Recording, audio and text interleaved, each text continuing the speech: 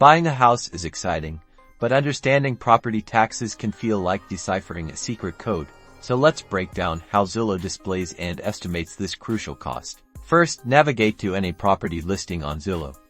In the Facts and Features section, usually located near the middle of the page, you'll find a line item labeled Property Taxes or sometimes Annual Tax Amount.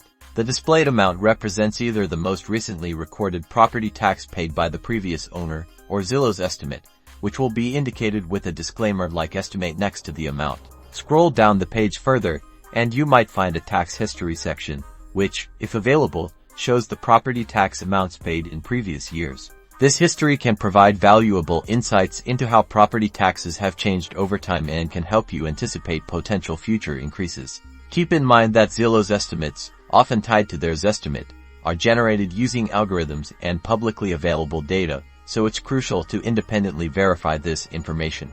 For the most accurate property tax information, always contact your local tax assessor's office. Their contact information can usually be found on your county's official website.